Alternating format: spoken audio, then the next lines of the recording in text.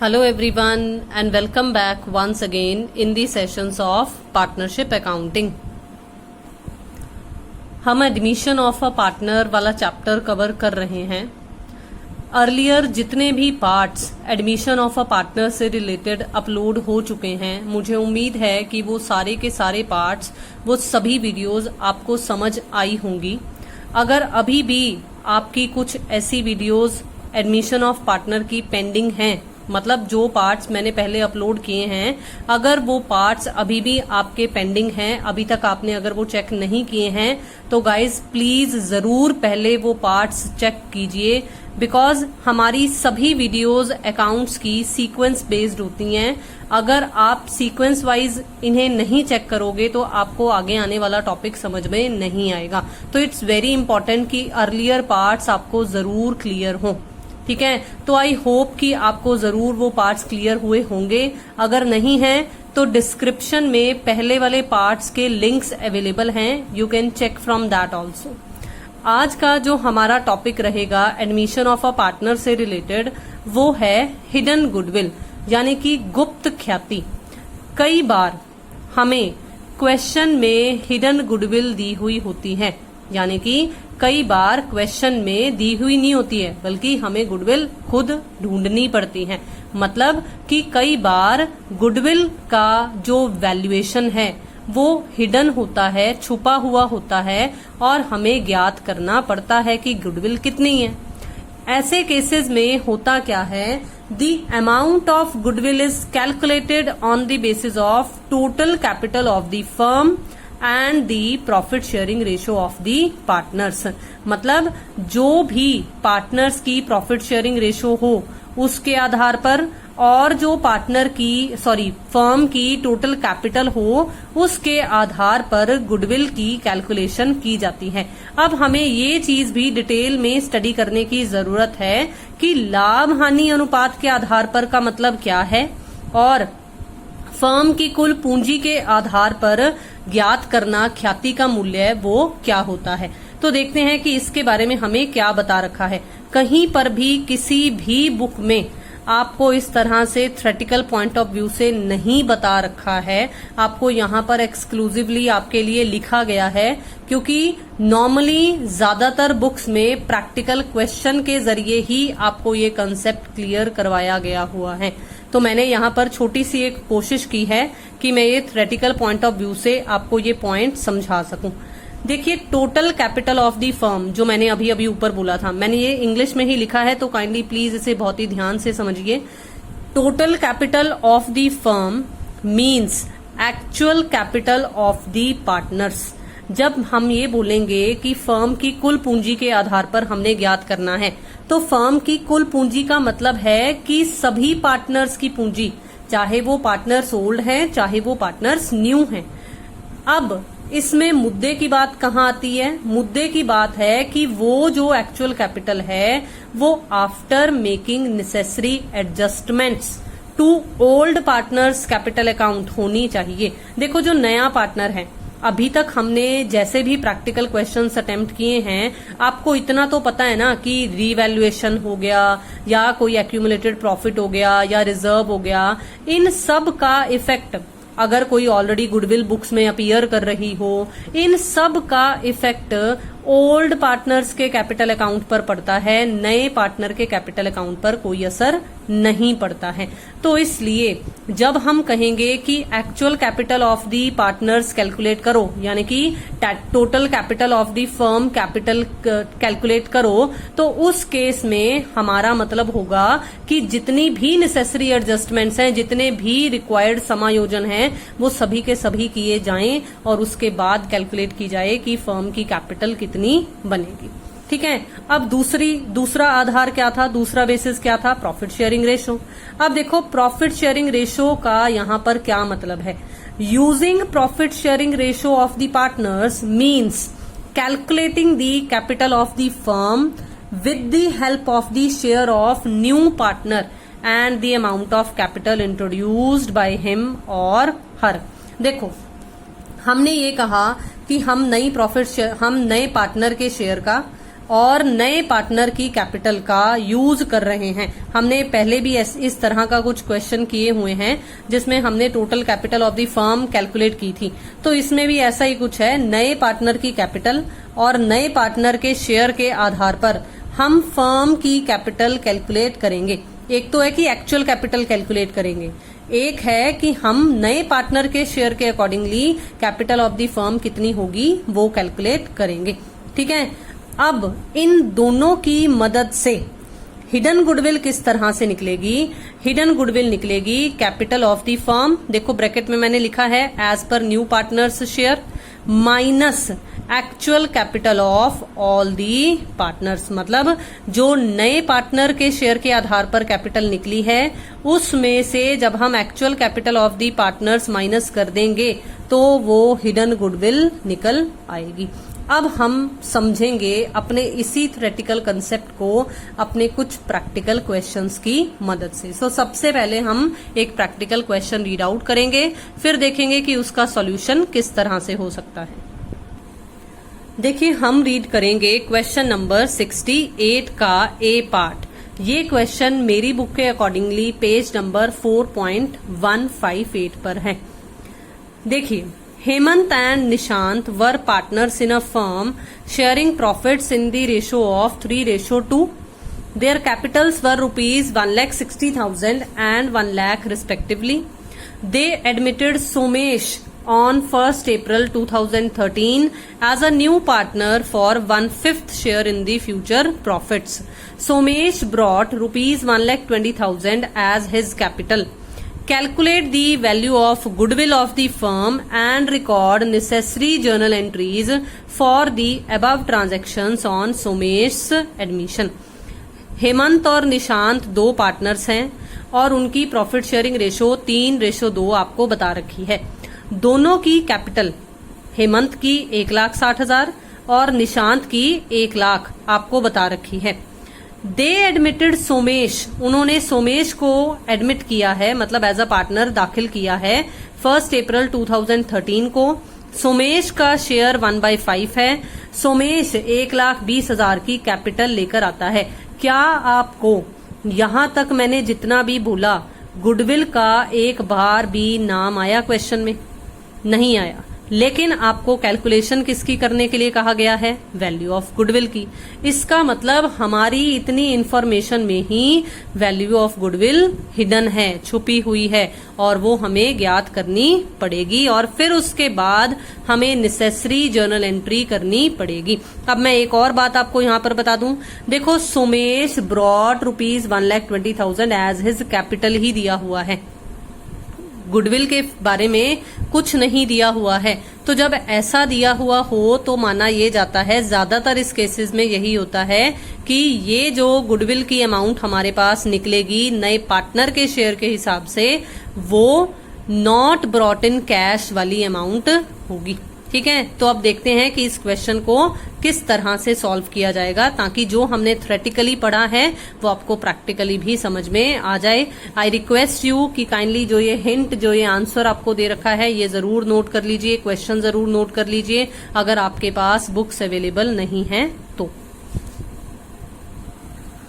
देखिए, हमने अभी अभी समझा था कि हमने capital of the firm as per new partners share निकालनी है, और मैंने आपको क्या समझाया था कि हमने इस तरह का कंसेप्ट पहले भी किया है।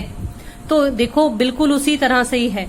नए पार्टनर की जो कैपिटल है वो लिख लो, मल्टीप्लाई बाय उसका जो शेयर था उसे उल्टा कर दो। नए पार्टनर का सोमेश का शेयर कितना था? उसका शेयर था 1/5। हम अब क्या करेंगे? 5/1 उसके शेयर को उल्टा कर देंगे। जब उल्टा कर दिया तो हमारे पास कैपिटल ऑफ द फर्म निकल आती है रुपीज 6 लाख। अब देखो बहुत ही ध्यान से, दूसरी कैटेगरी में हमें क्या चाहिए? हिडन गुडविल निकालने के लिए दूसरा हमें चाहिए actual capital of the partners after adjustments. ठीक है, क्या हमें इस क्वेश्चन में कोई एडजस्टमेंट दी हुई थी? कुछ भी नहीं दिया हुआ था, ना तो रिवैल्यूएशन से रिलेटेड, ना कोई ऐसी गुडविल जो पहले से बुक्स में अपीयर हो रही हो, ना कोई एक्यूमुलेटेड प्रॉफिट, ना कोई रिजर्व, कुछ भी नहीं दिया हुआ था। तो इसका मतलब जो पार्टनर्स की कैपिटल हैं वही हमारे पास एक्चुअल कैपिटल बन जाएंगी और हम तीनों को ऐड कर देंगे। ऑल पार्टनर्स का है, लिखवाया भी था आपको थ्योरी में, ओल्ड प्लस न्यू बोथ, तो इसलिए एक्चुअल कैपिटल ऐड कर देंगे और हिडन गुडविल निकाली जाएगी। याद रखना यहां पर जो इस फॉर्मूले को यूज कर मतलब कैपिटल ऑफ द फर्म में से एक्चुअल कैपिटल माइनस कर जो गुडविल निकाली जाती है वो हिडन गुडविल फर्म की गुडविल निकलती है, वो नए पार्टनर की गुडविल नहीं निकली है। गलती से कहीं आप 2,20,000 जो हिडन गुडविल टोटल अमाउंट निकलती है उसी के बेसिस पर जर्नल एंट्री मत पास कर देना। इसमें से हमने सोमेश का शेयर निकालना है। अब सोमेश का शेयर कितना था? सोमेश का शेयर था 1/5, तो सोमेश के शेयर की गुडविल कितनी बन जाएगी? 2,20,000 का जब हम 1/5 कर देंगे तो 44,000 हमारे पास उसके शेयर की गुडविल निकलेगी, जिसके लिए हम अब जर्नल एंट्रीज पास करेंगे। तो देखते हैं जर्नल एंट्रीज कौन कौन सी होंगी। देखो 1 अप्रैल 2013 आपको क्वेश्चन में दिया हुआ था, तो हमने जर्नल एंट्री के लिए जो लाइनअप करना होता है वो लाइनअप करने के बाद जो फर्स्ट एंट्री हमने पास करनी है वो हम पास करेंगे जो सोमेश कैपिटल लेकर आया है उसके बेसिस पर। तो cash account debit to Somesh capital account. मुझे नहीं लगता कि अब ये जरूरी है आपको ये समझाया जाए कि ये एंट्री किस तरह से पास की गई है, क्योंकि हमने बहुत अच्छे तरीके से इसे समझा है अपनी कुछ वीडियोज में, पहले अर्लियर वीडियोज में। अब देखो ये वो एंट्री है जो हिडन गुडविल के आधार पर जो सोमेश का शेयर निकला था उसके आधार पर पास की गई है। मैंने आपको ऑलरेडी समझा दिया है कि इस तरह का केस हो तो नॉट ब्रॉट इन कैश वाला केस बनता है, और जब नॉट ब्रॉट इन वाला केस हो तो हमें पता है हमने नए पार्टनर के करंट अकाउंट को ओपन करना होता है। तो 1 अप्रैल 2013 सेम यही डेट और ये एंट्री पास होगी। अब देखो आपने किया हुआ है कि ये सैक्रिफाइसिंग पार्टनर्स की सैक्रिफाइसिंग रेशो में बढ़ता है। अब सैक्रिफाइसिंग रेशो है कितनी खुद सोचो। वैसे तो मैंने नोट दिया है, लेकिन मैं कहूंगी कि एक बार पॉज कर क्वेश्चन को खुद थोड़ा सा दिमाग लगाकर सोच कर देखो कि मैंने कौन सी रेशो में इसे डिवाइड किया होगा। मैंने डिवाइड किया है 3:2 में ही। क्यों? क्योंकि आपको मैंने ये कंसेप्ट पहले भी क्लियर करवाया हुआ है कि जब नए पार्टनर का शेयर फ्रैक्शन में दिया हुआ हो, कुछ और ना दिया हुआ हो, तो हमारी सैक्रिफाइसिंग रेशो हमेशा ओल्ड रेशो के बराबर ही आती है। इसलिए यहाँ पर जो सैक्रिफाइसिंग रेशो है वो 3:2 ही रहेगी। 3/5 44,000 का कर हम हेमंत की कैपिटल में लिख देंगे। बिल्कुल इसी तरीके से 44,000 का 2/5 कर हम निशांत की कैपिटल में क्रेडिट कर देंगे। तो मुझे उम्मीद है कि ये पहला क्वेश्चन जो आज हमने हिडन गुडविल के बेसिस पर किया, हिडन गुडविल के पॉइंट ऑफ व्यू से किया, ये आपको क्लियर होगा। अब देखते हैं नेक्स्ट क्वेश्चन। इसी पेज पर हमारे पास क्वेश्चन नंबर 69 है। बहुत ही आसान है, सिर्फ हल्का सा एक कंसेप्ट है इसमें। असिन और श्रेया 2 पार्टनर्स आपको दे रखे हैं। उन्होंने अजय को as a new partner admit किया है और अजय का शेयर 1/5 दिया हुआ है। अजय 5 लाख की अपनी शेयर ऑफ कैपिटल लेकर आता है। टोटल वैल्यू ऑफ दी या the value of the total assets of the firm आपको 15 लाख दे रखे हैं और आउटसाइडर्स लाइबिलिटीज आपको 5 लाख दे रखी हैं उस पर्टिकुलर डेट की। क्या आपको अभी तक कोई डेट मेंशन हुई है क्वेश्चन में? नहीं हुई है। Give the necessary journal entries to record the goodwill. क्या आपको फिर से क्वेश्चन में कहीं पर भी गुडविल का जिक्र आया था? नहीं आया। तो गुडविल लिखा हुआ आया है तो रिकॉर्ड तो करनी पड़ेगी। कैसे होगा? हिडन गुडविल कैलकुलेट करने के बाद। ठीक है, at the time of Ajay's admission आपको वर्किंग्स भी शो करने के लिए कहा गया है। फिर से अगेन मैं रिपीट करूंगी, आंसर जरूर नोट कर लीजिए और अब ध्यान दीजिए पहले मेरे साथ इस क्वेश्चन में एक बार, फिर आंसर देखते हैं। आपको फिर से फ्रैक्शन में गिवन है, इसका मतलब ओल्ड रेशो ही सैक्रिफाइसिंग रेशो होगी। अब मुझे ये बताओ या खुद सोचो कि क्या असिन और श्रेया की ओल्ड रेशो आपको गिवन है? तो हमने क्या पढ़ा है? स्टार्टिंग बेसिक्स ऑफ पार्टनरशिप से हम ये पढ़ते आ रहे हैं कि जब पार्टनर्स की रेशो आपको ना दे रखी हो तो आपने इक्वल मानना है। असिन और श्रेया 2 पार्टनर्स थे, तो इसका मतलब आपकी ओल्ड रेशो 1:1 है। अगर ओल्ड 1:1 है, ये फ्रैक्शन में है, तो आपकी नई रेशो भी 1:1 सॉरी आपकी सेक्रीफाइसिंग रेशो भी 1:1 ही होगी। अब देखते हैं इसका सॉल्यूशन। देखिए फिर से शुरू करेंगे capital of the firm as per new partners share के अकॉर्डिंगली। नया पार्टनर जो आया था अजय, उसकी कैपिटल थी 5 लाख और अजय का शेयर कितना था 1/5, तो मैंने उसे यहां पर उल्टा कर दिया, जंबल कर दिया, तो 5/1 बन गया। अब कैपिटल कितनी निकल आई फर्म की 25 लाख। अब देखते हैं second category, actual capital of all the partners, जो कि आफ्टर ऑल एडजस्टमेंट्स होगी। फिर से क्या इस क्वेश्चन में हमें कोई ओल्ड एडजस्टमेंट दी हुई थी? नहीं दी हुई थी। क्या आपको इस क्वेश्चन में पुराने पार्टनर्स की कैपिटल दे रखी थी? नहीं दे रखी थी। तो भाई क्या ऐसा दिया हुआ है जिसके आधार पर आपको पुराने पार्टनर्स की कैपिटल के बारे में पता चल जाए? तो देखो, आपको बैलेंस शीट की नॉलेज है, आपके पास क्वेश्चन में बैलेंस शीट से रिलेटेड कुछ इन्फॉर्मेशन दी हुई है। तो एक छोटी सी बैलेंस शीट जो मैंने आपको सिर्फ समझाने के लिए रफ में ड्रॉ की है, तो वो बनाएंगे बैलेंस शीट। एसेट साइड के लिए मुझे टोटल ऑफ एसेट्स दिया हुआ है, तो मैंने 15 लाख लिख लिया। बैलेंस शीट की लाइबिलिटीज साइड में मुझे एक्सटर्नल लाइबिलिटीज दे रखी हैं 5 लाख की। अब देखो, आपको पता है कि लाइबिलिटीज 2 तरह की होती हैं, एक इंटरनल लाइबिलिटी होती है और एक एक्सटर्नल लाइबिलिटीज होती हैं। अगर इंटरनल लाइबिलिटीज हमें ना दी हुई हो, तो हम टोटल में से एक्सटर्नल लाइबिलिटीज माइनस कर इंटरनल लाइबिलिटीज निकाल सकते हैं। और इंटरनल लाइबिलिटीज एक्चुअली और कुछ नहीं, क्या होता है, जो बिजनेसमैन के अगेंस्ट हैं फर्म की लाइबिलिटीज या बिजनेस की लाइबिलिटीज। और क्योंकि ये पार्टनरशिप है, तो यहाँ पर पार्टनर्स के अगेंस्ट जो लाइबिलिटीज हैं, कुछ और इन्फॉर्मेशन नहीं है, तो हम मानेंगे कि कैपिटल ही एकमात्र इंटरनल लाइबिलिटी है और इसीलिए 10 lakh capital as a balancing figure निकल आएगा। अब समझो कि actual capital of all the partners कैसे निकलेगा।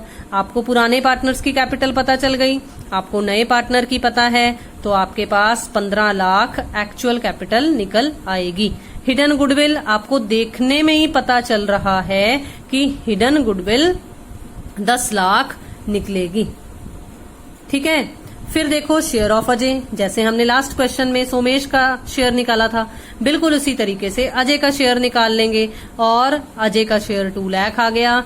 रेस्ट मुझे नहीं लगता कि आपको कुछ भी मुझे समझाने की जरूरत है, क्योंकि आप खुद इतने समझदार हो कि आपको पता चल जाएगा कि किस तरह से मैंने ये कैपिटल को लेकर आने की, अजय के द्वारा जो कैपिटल लेकर आए थे उसकी एंट्री पास की है, और किस तरह से मैंने ये करंट अकाउंट ओपन कर असिन और श्रेया के कैपिटल अकाउंट्स को यहाँ पर सेक्रीफाइसिंग रेशो के अकॉर्डिंगली क्रेडिट किया है। और क्यों यहाँ 1-1 लाख आया है ये भी आपको पता है, क्योंकि सेम वही रीजन है।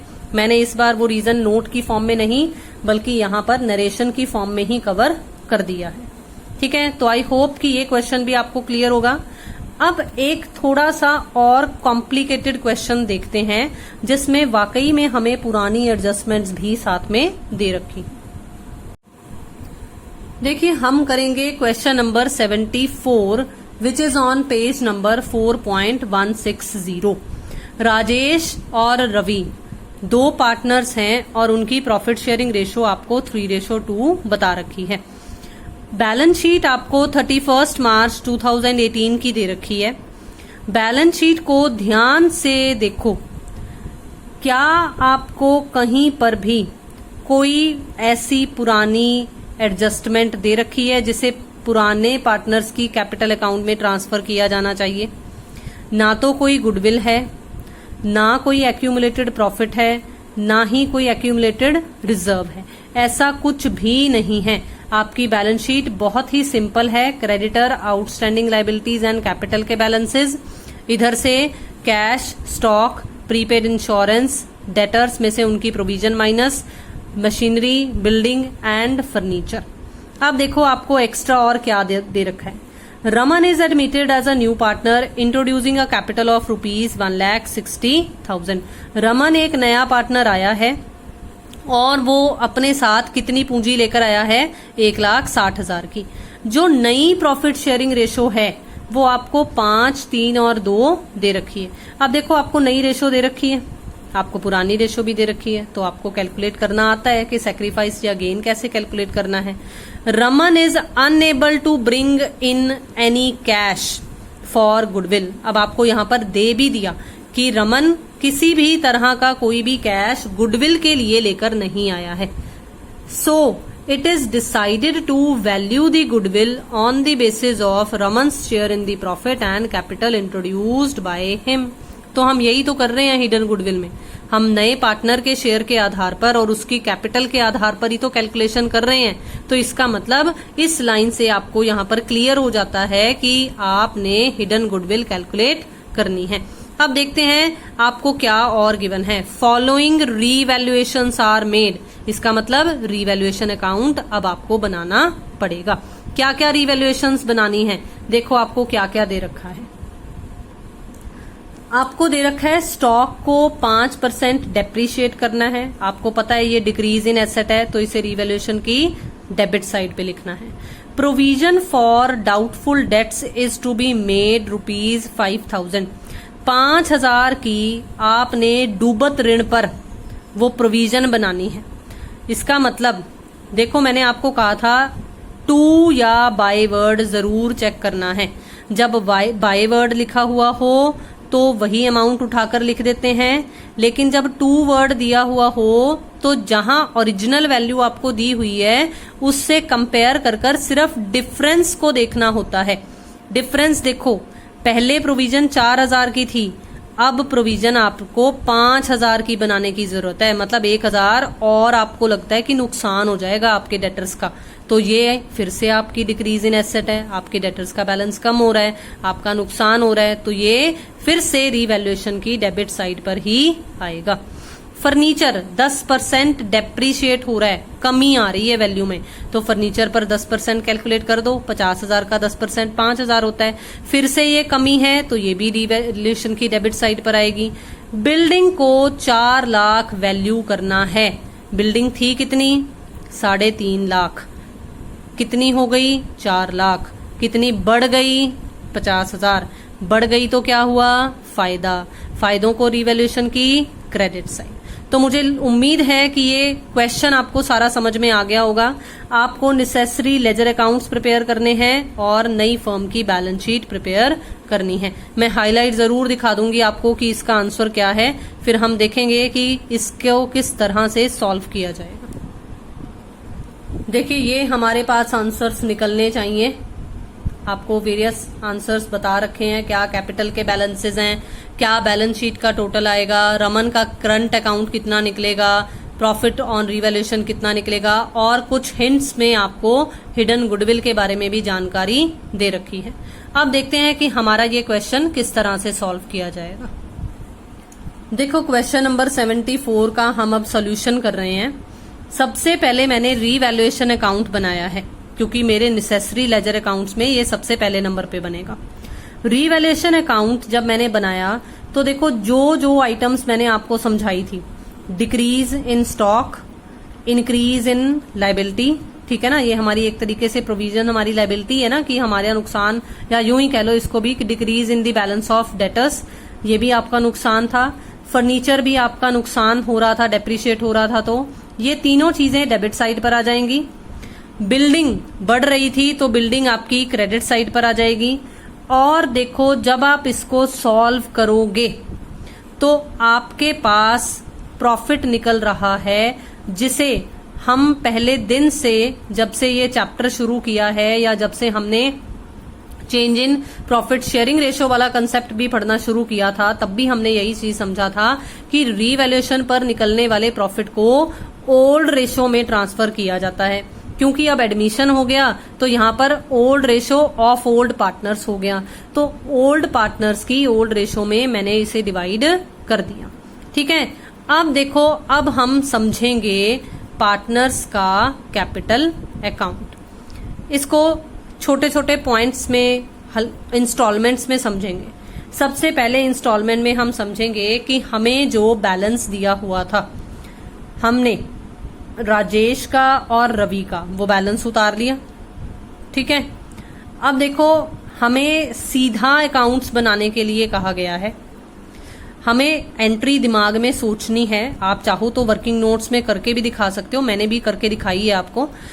आप एंट्री अगर करोगे रमन की कैपिटल लेकर आने वाली, तो वो कैसे होगी? Cash account debit to Raman's capital account. इसका मतलब रमन की क्रेडिट साइड पर लिखा आएगा कैश, तो कैश लिख दिया और रमन के खाते में, रमन वाले कॉलम में हमने उसकी कैपिटल की अमाउंट लिख दी। ठीक है, अब देखो हमने अभी अभी ऊपर ये रीवैल्यूएशन का प्रॉफिट निकाला है और मैंने आपको बहुत अच्छे तरीके से समझाया था कि इसे क्रॉस उतारना है। ये इधर डेबिट है तो इधर ये क्रेडिट में आएगा। तो देखो मैंने बाय रीवैल्यूएशन लिखा है, ये सिर्फ राजेश और रवि की शेयर था, तो ये सिर्फ राजेश और रवि के सामने आएगा। तो एक बार यहां तक का हमारा एक इंस्टॉलमेंट खत्म हो गया। अब हम समझेंगे कि हमें कौन कौन से वर्किंग नोट्स बनाने की जरूरत है, क्योंकि देखो अभी अभी हमने दो छोटे छोटे क्वेश्चन किए हैं हिडन गुडविल के। तो आपको पता है ना कि हिडन गुडविल की जब जर्नल एंट्री पास की जाती है नॉट ब्रॉट इन कैश वाले के हिसाब से, तब भी तो सेक्रीफाइसिंग पार्टनर्स क्रेडिट होते हैं।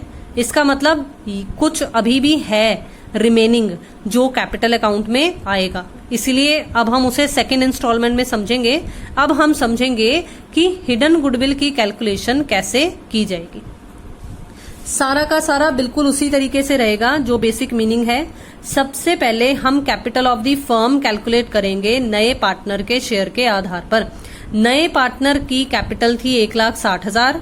नए पार्टनर का जो शेयर था, देखो आपको न्यू रेशो क्या दे रखी थी? न्यू रेशो थी 5:3:2, अगर आपने क्वेश्चन नोट किया हो या क्वेश्चन ध्यान से सुना हो तो रमन तीसरा पार्टनर था, तो रमन का शेयर 2/10 था। हमने यहां पर कैपिटल ऑफ द फर्म निकालने के लिए उसे क्या करना होता है? उल्टा कर देना होता है ना, तो 10/2 उसे कर दिया गया। कटिंग कर लो जिस तरह से भी आपको करनी है, आपके पास 8 लाख फर्म की कैपिटल निकल आई। अब देखो, अब मैंने आपको क्या कहा था, हमें एक्चुअल कैपिटल निकालनी है, वो भी एडजस्टमेंट करने के बाद। अब एडजस्टमेंट कहां तक हुई है? जहां तक की इंस्टॉलमेंट मैंने आपको समझाई है, एडजस्टमेंट वहां तक की ही हुई है और कुछ था ही नहीं एडजस्टमेंट करने वाला, क्योंकि ना तो हमें बैलेंस शीट में कोई गुडविल का शेयर दे रखा था, मतलब पुरानी गुडविल दे रखी थी, अपीयर हो रही थी, नहीं हो रही थी। बिल्कुल इसी तरीके से ना कोई एक्यूमुलेटेड प्रॉफिट या रिजर्व दिया हुआ था। तो यहां तक ही हमारी एडजस्टमेंट है, मतलब सिर्फ एक एडजस्टमेंट हमें इस क्वेश्चन में देखने को मिली, जो थी रीवैल्यूएशन का प्रॉफिट। तो इसे ऐड कर लिया, राजेश की कैपिटल और राजेश का रीवैल्यूएशन का प्रॉफिट का शेयर ऐड कर लिया, वो राजेश की एडजस्टेड कैपिटल निकल आएगी। बिल्कुल इसी तरीके से रवि की कैपिटल में हम रवि का प्रॉफिट वाला शेयर ऐड कर देंगे, तो वो रवि की एडजस्टेड कैपिटल निकल आएगी। रमन की तो सिर्फ है ही नहीं नया पार्टनर, तो है ही कैपिटल और कुछ नहीं है। तो कुछ इस तरह से हम after adjustments actual capital calculate कर लेंगे, तीनों पार्टनर्स की ऐड कर ये टोटल एक्चुअल कैपिटल हमारे पास निकल आएगी। हिडन गुडविल आपको कैलकुलेट करनी आ गई है। अब हम 8 लाख में से ये 6,36,500 माइनस कर देंगे, तो हमारे पास देखो, अगर अब आपने आंसर नोट किया हो या काइंडली वीडियो रिवाइंड कर जरूर देखिए, हिडन गुडविल हमें हिंट में इतना ही दे रखा था 163,500। अब देखते हैं अब आगे और क्या कैलकुलेशन होगी। देखो वो जो हिडन गुडविल निकली थी वो तो फर्म का शेयर था पूरा का पूरा, तो रमन का शेयर तो हमें निकालना पड़ेगा ना। रमन का शेयर कैसे निकलेगा? जब हम फर्म की जो गुडविल निकली है उससे मल्टीप्लाई कर देंगे रमन के शेयर के साथ, तो वो रमन के शेयर की गुडविल निकल आएगी, दैट इज 32700। अब देखो मैंने आपको बोला था कि जर्नल एंट्रीज मैंने वर्किंग नोट्स की फॉर्म में पास की हैं, तो मैंने कैपिटल की एंट्री ये देखो पास की हुई है, जिसके आधार पर मैंने कैपिटल अकाउंट में पोस्टिंग की थी रमन की कैपिटल वाली। और ये देखो अब बिल्कुल वही जो मैंने अभी आपको छोटे छोटे क्वेश्चन से समझाए थे गुडविल वाले, बिल्कुल उसी तरह से मैंने किया है। रमन का करंट अकाउंट रमन के शेयर ऑफ गुडविल के लिए डेबिट कर दिया, राजेश और रवि की कैपिटल को क्रेडिट कर दिया। अब लेकिन देखो ये क्रेडिट होता कैसे है, ये क्रेडिट होता है अकॉर्डिंग टू सैक्रिफाइसिंग रेशो। क्या हमें क्वेश्चन में सैक्रिफाइसिंग रेशो पता है? नहीं पता है, हमें तो ओल्ड रेशो और न्यू रेशो ही पता है। तो देखते हैं सैक्रिफाइसिंग रेशो कितनी निकलेगी। हमें old ratio 3:2, new ratio 5, 3 and 2 दे रखी थी। अब हम देखते हैं राजेश और रवि का क्या निकल रहा है। देखो राजेश और रवि दोनों का ही सैक्रिफाइस निकल रहा है और सैक्रिफाइसिंग रेशो भी देखो 1:1 ही निकल रही है। इसका मतलब रमन के करंट अकाउंट के इस बैलेंस को, इस अमाउंट को राजेश और रवि में आधा आधा बांट दिया जाएगा। तो मुझे फिर से उम्मीद है कि मेरा यहां तक का कंसेप्ट आपको क्लियर हो गया होगा। अब देखो एक चीज और पता चल गई मुझे जो मेरे कैपिटल अकाउंट में आएगी। तो ये अब हम देखेंगे, सेकेंड इंस्टॉलमेंट देखते हैं कि हमारी कैपिटल अकाउंट में अब और क्या पोस्ट होगा, क्या उसमें और लिखा जाएगा। देखिए इस तरह से ये जर्नल एंट्री पोस्ट होगी।